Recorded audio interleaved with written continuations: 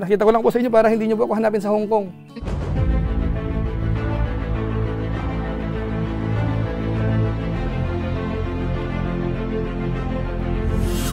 Ayun, shoutout guys. Muli po, welcome to my YouTube channel. Ito po si Kuya July, ang inyong katugang, ang inyong kalingap.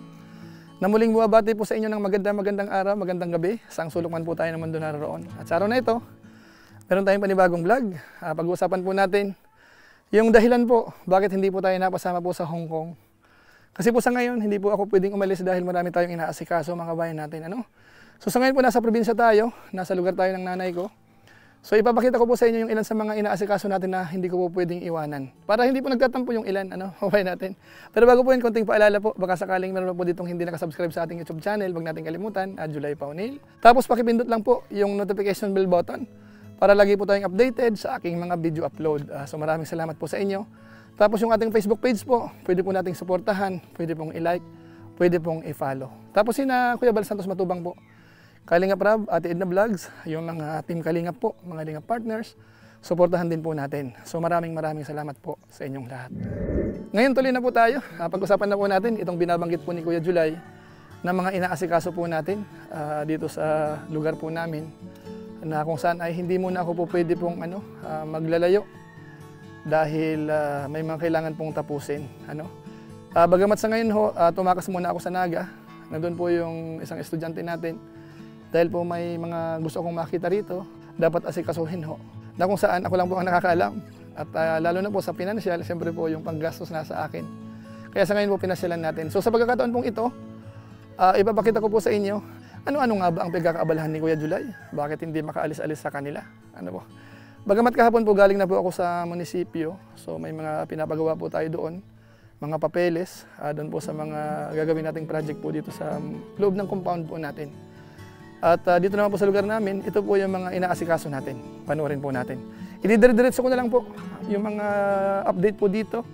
Yung mga sumusubaybay po sa mga vlog natin, mga pang-personal vlog. Sasamantalahin ko po, didire-diretsoin ko na lang po para meron din po tayong update dito. Kahapon, itong scene na ito, inumpisa na pong baklasin yung flooring ng isang truck natin.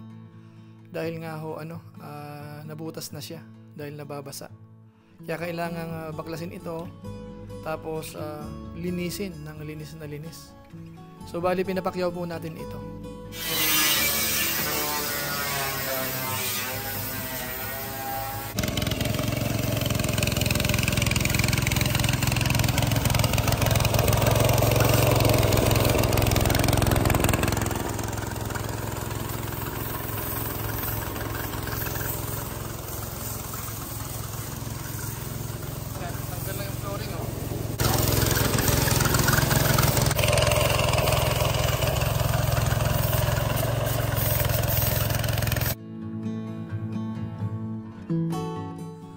Bali yung flooring ng truck kasi inaayos natin. Yung dating nakalagay diyan nung nabili natin galing sa Japan, marine plywood. So nabutas na siya. Kaya kailangan nating palitan ng checkered plate. So ito yung dating pamakuan niya, kahoy yan. So babaklasin na yan. Ayan. Ito yung kinuha natin nung nakaraan. Last year lang natin kinuha to. Itong truck na to. Ayan, yung mga nakakatanda doon sa vlog natin nung nakaraan. Ito na yun. So ipapakondisyon natin bago mag-anihan uli. Ayan. So papalitan ng bagong framing. Channel yung framing natin, tapos checkered plate yung pinaka-flooring niya. Tapos pipinturan natin ng epoxy yan, epoxy primer, tapos marine epoxy enamel ang pang top coat natin. So ayan.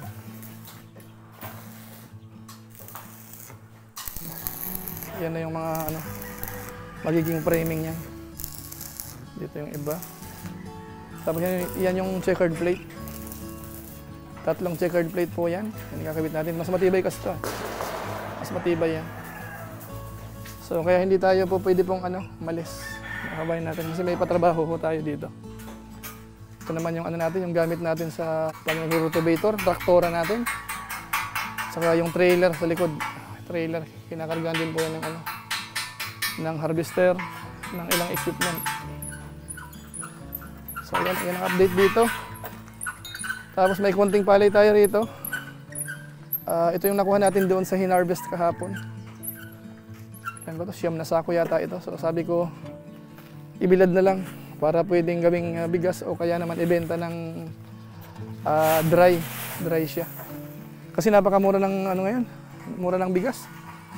Ay, ng bigas ng palay. Nasa 15.60 lang yata 'yan. Wala pang 16 pesos. So sa ganong presyohan ho, ang magsasaka, halos lugi po yan sa 16. Siguro mga 16, 17, break even lang po yan. So ito ho yung isa pang project natin dito na aayusin, lilinisin. Ito kasing rice mill natin, bali gusto ko na po itong linisin talaga. Kaya itong taon na to, bawal na yung rito, mag-iwan ng palay. Kasi hindi natin malinis. Bali na umpisan ko nang linisin yan. Yan. Minsan kasi, mga nakatambak-tambak kung sino-sino may-ari. So ngayon, re-renovate ko na po ito. Ayusin yung flooring, tapos yung nagawa tayo ng patungan para kapag marami po tayong palay na mura ang presyo, i-stack na lang po natin ng dry siya. Tapos ito pa po wala na, itong rice mill natin medyo masyado nang matanda. Medyo napapansin ko yung lumalabas, medyo ng konti, mas pino ng konti. So pag-iisipan ko kung palitan ko to ng medyo malaki-laki. Para yung bigas, may option ako kung gusto kong bigasin. At least yung quality ng bigas, may panglaban sa market. So isa po yan sa mga po natin, isa sa mga dapat nating maayos. Ito naman yung isang harvester natin. May konting problema pa po ang makina niyan. So, antabay lang tayo kung kailangan ko lang palitan ng makina yun o overhaul ko lang po sa medyo magaling na mekaniko. Antabay lang siguro. Ito naman yung isang adventure natin.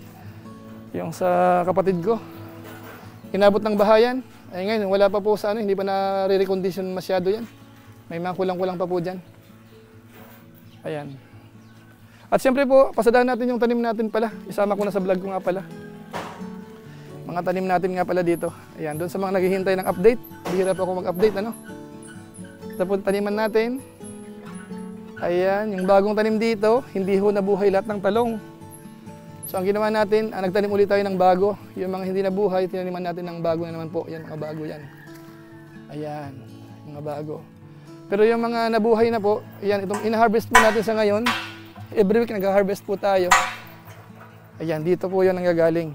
Ayan, masarap po ito. Bago po ito. Bagong tanim pa lang po ito. Ilang po, wala po yata 2 months lang yata ito. 2 months or 3 months. So may mga bunga po yan. Laki po ng bunga niyan. So, ilang days pa mag-harvest na naman po yan uli. Ayan, pinatay mga bunga dyan. Ayan. Tapos itong sili, ganun din. Tuloy-tuloy yung pag-harvest natin ng sili. Yan, maraming bunga po yan. Ayan. Ayan. Kaso nga lang nahalata natin, hindi siya masyadong tumatagal, ang sili. Ano po? Ayun po, yung talong pa rin natin dito sa bandang dulo na yun. Ayun. Yung talong pa rin po yun. Ayan. Yan yung unang na-vlog natin, unang nag-harvest. So ngayon tuloy-tuloy pa po yan.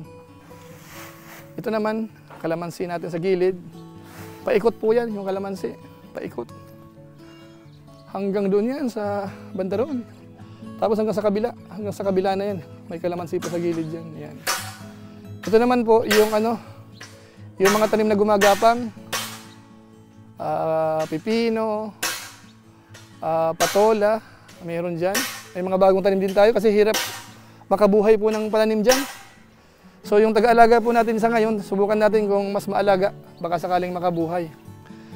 Yung libas po natin, malaki na. Ayan, yung libas natin. Ayan, sarap ang asim po yan. Yung alam po ang libas. Ilang puno na po ang nabuhay ko niyan. Ayan. So, kabila naman tayo. Lubusin na natin yung update ko po dito. Yan yung service natin, siyempre ito. Itong mahal na mahal natin to. Kahit paluma na yan. Innova natin, ang sarap dalhin sa Maynila po niyan. Okay na ako dyan. Tapos dito sa, yung bahay naman po, wala naman tayong problema na. Mula nung na-renovate ito, wala nang tulo ng ulan. Yung lang, yung gamit lang sa loob ang hindi pa nasi-set up. Tapos ito naman po yung bagong natin, bagong sasakyan. Pero hindi akin. Sa kapatid ko ito, sa pamangkin ko. Medyo bago-bago pa po ito. Ayan, ilang Linggo pa lang po yan. So medyo pinaalis yung nasapawan yung sasakyan ko. Kaya yung sasakyan ko nandoon na. Ganun pala yun, pag nasapawan, less priority sa garahe. Yan, okay lang naman yan. Tapos dito na mga kabayan natin, yung isang harvester natin ginamit kahapon. So hindi pa po nawawashing. Ayan, so medyo maputik po siya. Pero walang problema ito. May nagme-maintain po ditong maalaga. Kaya siguro ilang days lang makikita nyo malinis na naman po yan. Yung Yanmar po natin. Bali, higit 1 year na sa akin ito. So nag-aantabay po ito para dalhin na naman po ulit sa Pulangi Albay. Mga 1 buwan na lang siguro, mag-aanihan na doon. Doon po ito naka-assign sa Pulangi Albay. May suki na po ito doon. Ayan. So ito po yung mga natin dito. Inaasikaso. So pag dito tayo sa malapit sa may main gate po, ito po ang pinaka main gate natin. Ayan. Tapos itong lote na to, itong kapiraso na to, amin pa po ito, nasa sulok. So may ako dito po, may itatayo tayo ditong maliit na structure na kung saan po pinapaayos ko lang po yung building permit. Yan po ang nilalakad ko, galing po ako sa munisipyo kahapon.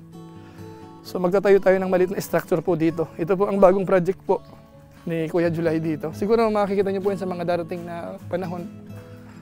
May itatayo ako ditong maliit na structure. Magtinda-tinda po tayo dito.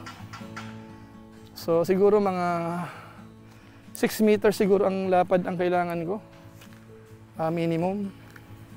Ang haba pala, ang haba. Yung lapad kahit mga 3.5 para may space pa rin po ako dito sa may harapan. Ito bala ko na po ito, pasimento to lahat. Papasimento ko po ito. Hanggang sa may gate. Kasi pag ganitong umulan-ulan, minsan nagkakaputik. Nilagyan ko na ito ng graba nung mga nakaraang araw, nakaraang buwan. So ngayon, nawala na, bumaon na po uli yung mga nilagay nating bato rito. So yan po yan po ang status. Ngayon sa likuran tayo. Sa likuran po tayo. Itong pinakita ko po sa ngayon, medyo hindi ko kasi maiwan kasi may mga kausap ako sa munisipyo na dapat iayos yan. Minsan kailangan yung pirma natin. Kaya hindi pa ako nakasama po sa Hong Kong. Hindi ako pwedeng umalis po itong mga ganitong araw at marami tayong inaasikaso po. So sana po maintindihan po ng mga viewers po natin. So silipin po natin sa likod. Ayan. So dito po, malinis na rin po dito. Ito, extension ng garahe natin dito. Areglado na tayo dyan. Tapos yung manukan natin dito, sa native pa lang po ang meron tayo. Ayan, nanginginain sila ngayon dyan. Ayan o. Ayan, so doon po sila, mga alagang manok natin. Nilagyan po natin ng ng harang. May screen po yan. Hanggang doon po yan. Kapag ka po gabi dito sila, yung nangingitlog dyan po sa sulok kasi may bubong po dyan banda. So ayan po yung mga manok natin. Nandyan sila. So nagtatago. Ayan. Ayan po Tapos dito sa likod natin, may alaga tayong rito. Naubos na po yung natin, alagang manok. Yung 45 days. Yung pinakalas to, kinakain na kanina. Yan po ang ulam namin sa ngayon. Chicken adobo sa gata. Mahigit 2 kilo na yun So last po yun. Kaya pwede na pong linisin yung isang partition dito. Pakita ko po sa inyo. Ayan. Pakita ko po sa inyo. So dito po yun, yung isang last. So wala na pong nakalagay dyan. So meron tayong bagong alaga. Dyan mahigit 20 po yan. Mga sisiw pa po sila. Ayan. Ayan, hindi na masyadong makita. Bandang ilaw po yung ilan. O giniginaw siguro yan. Yung iba naman po nandyan. Ayan. So ito, inaalagaan ko natin. Laging malinis po yan. Yung nasa ilalim yan, mga ilang araw po, na yan, tatanggalin na natin yan. Gagawin na nating abono yan. Pataba doon sa, sa mga tanim natin. Kamukha nito. May mga halo na pong konting ipot po yan. Yung mga ipa. Yan po ay pwede nang gamitin doon sa tanim natin, pampataba. So ayan po Yung linyada naman po ng tubig natin, okay na po.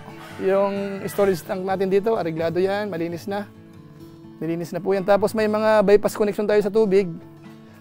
Free-flowing yung isang linya, nawasa tong isa. So kung anong gusto kong tubig, gusto ko ng free-flowing, mainit-init, pwedeng buksan ko yung balbula. Kung gusto mo ng nawasa, papunta pa yun dyan sa bahay. Papunta rin dun sa taas, sa kwarto, malakas na po ang pressure sa taas. Yung baboyan po natin, pinahinto natin. So meron tayong option na gawin ko itong manukan na lang, nangingitlog. Pero hindi ko pa po maasikaso sa ngayon. So ibang mga gamit, tinambak ko muna dito. So siguro ilang panahon, pag medyo stable na po sa mga ginagawa sa ngayon, yan po ang isusunod natin. Ayan. So yan lang muna siguro yung ating update sa pagkakataong ito. Pinakita ko lang po sa inyo para hindi nyo po ako hanapin sa Hong Kong. Hindi po ako pwedeng umalis po dahil nga po maraming inaasikaso. So ito po yung last na manok na inano natin. Adobo sa gata. Ayan. So tinatawag na po yung mga trabahador, sabi ko pakainin na lang. Kahit pakyaw po yan, pero sabi ko pakainin na lang. Dito na sila kakain. So ang ulam nila, ito pa ang ulam nila. Adobo. Adobo po yan. Chicken adobo sa gata. Plus sariwang bigas. So ayun po, hanggang dito lang po muna ang ating vlog po sa pagkakataong ito. At pasensya na po sa mga viewers natin. At doon po sa laging nakasuporta, maraming salamat. Lagi pong nanonood sa ating Facebook page, sa ating YouTube channel. Maraming salamat lalo na po doon sa mga hindi po nag-i-skip ng ads, masipag pong mag-like at saka po nag-share ng ating mga videos. Kung inyo po itong nagustuhan, pwede po nating i-share. So maraming salamat po. So muli, ito po si Kuya Julay, ang inyong katugang, ang inyong kalingap na pansamantalang nagpapaalam po muna. Kita-kita ulit tayo sa mga susunod ko pang vlog. Maraming salamat sa inyong walang sawang pagsuporta po sa ating YouTube channel. Pagpalain naman kayo ng Diyos, mabuhay tayong lahat. God bless po.